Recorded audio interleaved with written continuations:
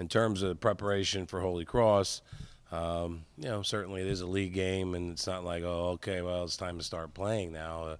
It's time to continue playing and certainly get better. We're still making a number of mistakes that we've got to correct. We're going to need a great week of practice as always. I'm not, and we're not fooled by Holy Cross's record in any way, shape, or form, in my opinion, strictly my opinion. But up to this point, Holy Cross has played the most difficult schedule of anyone in the Patriot League, and I think that's readily substantiated by the records of those teams.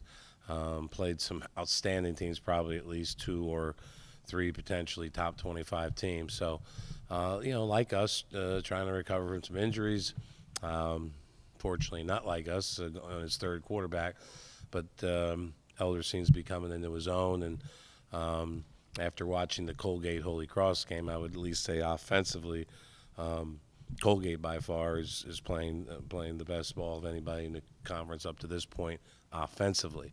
Their quarterback was just did some ridiculous things. I don't care who you were defensively. So I'm sure that Holy Cross will be well prepared. We know Coach Gilmore, been a long time friend of mine, except one day a year. I know that they're going to be a desperate football team. Obviously, need a win to keep themselves in the hunt. There have been many years with one league loss that you can still end up with a piece of the title. So they're fighting for that, fighting for a winning season, and we're fighting to maintain being in control of our own destiny. So it's great to be home. 6 games and only 2 at home in 6 weeks. That's awfully tough.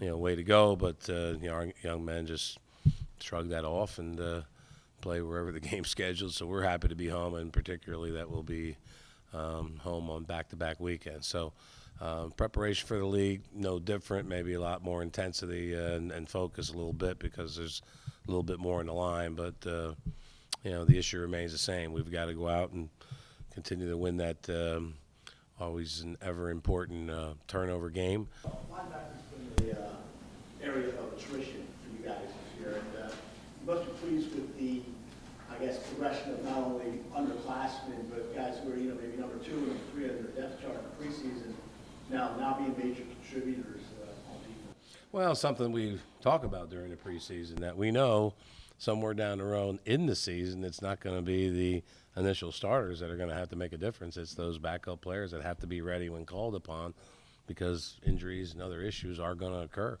And, it's been certainly satisfying, that we've gotten our depth back, but that's through 3 strong recruited classes, our freshman, sophomore, and junior class. If you look at the numbers in that class versus the 19 that we signed with, the senior class. So just getting that depth back, and then we're playing an awful lot of young people out there.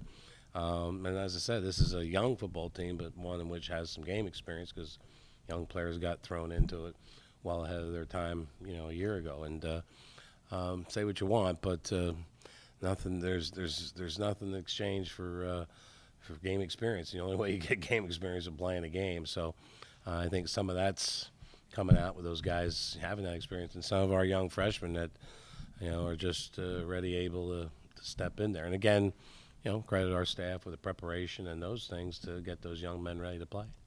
Schedule, focus on one. Does the team need to work on, the most as you head into this home stretch? Well, really, consistency and execution, both on offense and defense. There's things called both sides that we still need to execute better. We did a better job this week just looking at the grades, and not necessarily that you won, but that there are a lot less minuses than there were in the 2 previous weeks. So it means guys paid closer attention to detail and doing their job, and that's the hard part, and especially from a defensive perspective, where you're seeing different offenses, whether they're similar or not. There are tweaks and things that you have to make week to week. Offensively, you're usually seeing basically the same couple of structures in the front 7, but defensively you got to make a lot more adjustments. I've coached both sides of the ball, so certainly feel strongly how I know that. But consistent execution is going to make us a lot better.